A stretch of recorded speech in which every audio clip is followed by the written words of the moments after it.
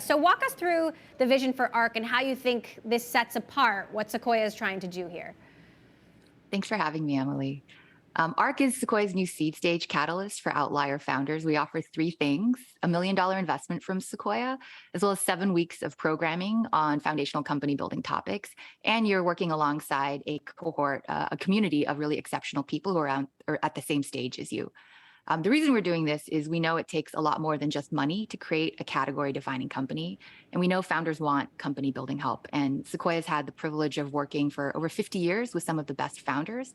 What we've tried to do is take all those lessons, all those mistakes, the journey of all the other founders that we've worked with, and boil them down into foundational company building concepts. Everything from product to customer obsession to culture to how to hire. And so that's the 7 weeks of jam-packed programming for ARC. When you say Applications are Outlier open now, founders, right? Applications are open now until July 22nd? That's right. All right, so you've got a few more days. So when you say Outlier founders, what exactly do you mean? Sequoia's done a lot of really innovative things in the past. For example, your Scout program to try to find, unearth new entrepreneurs and new ideas.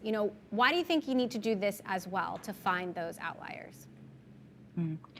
The venture market has been continuously evolving over the years, and I think there are a lot more founders coming into this space as investors and a lot more product thinking and innovation. What can a firm offer beyond money, which is actually a commodity, and a board member? And so we often think about, what do founders need? They're our customers. How do we work backwards from that and figure out what they need help with? And the number one request we get, and the number one thing I think Sequoia delivers, is help with actual company building. And so we really tried to boil down everything that we've learned over the years through working with some of the best into the core things that you for example, when I was a founder, there are things I wish I could have gone back in time and told my younger self about how to run a company. That is a lot of what ARC teaches. Now, every company gets $1 million. What is Sequoia's stake, and what is the chance for follow-on funding? It varies from company to company. Some are pre-seed 2 people with an idea. And then some are actually a little bit further along, and we put $1 million into their existing seed round that maybe they've already raised. So it's a little bit of a range, but the focus is really on how to build an enduring company, a company that lasts for decades, not just how to get to the next quarter or the next fundraising milestone. So there's a little bit of a range.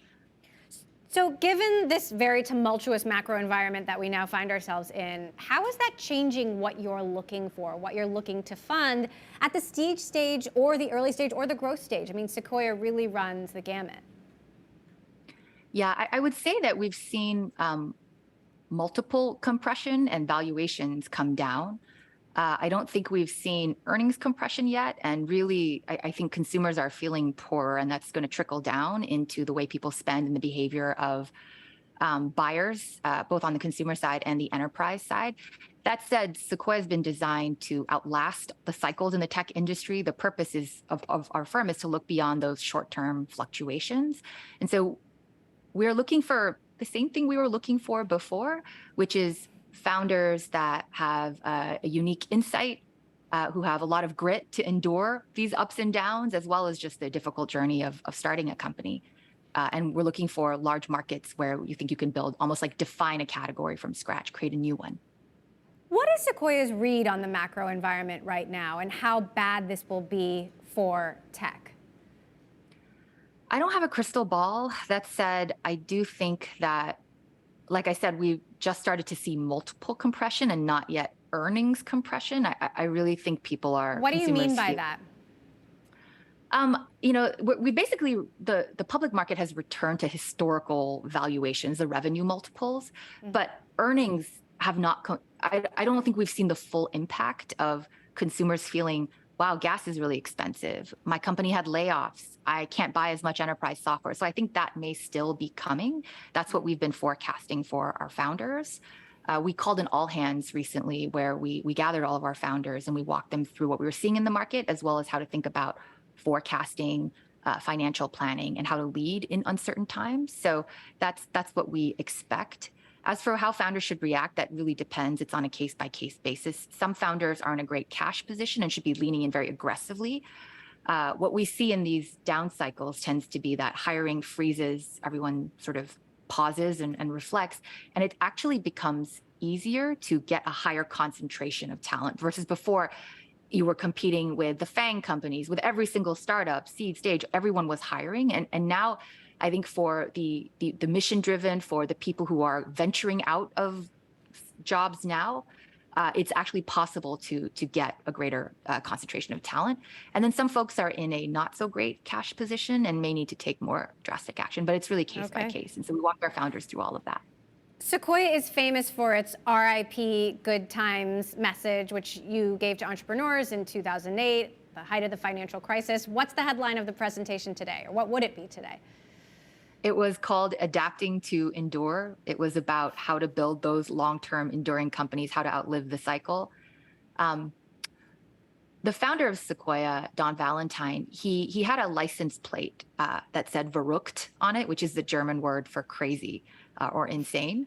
And he, some of the wisdom that gets passed down from him as well as to every throughout the partnership has been that tech moves in these cycles. There are 4 phases. The first, the one we were just in was called verrückt.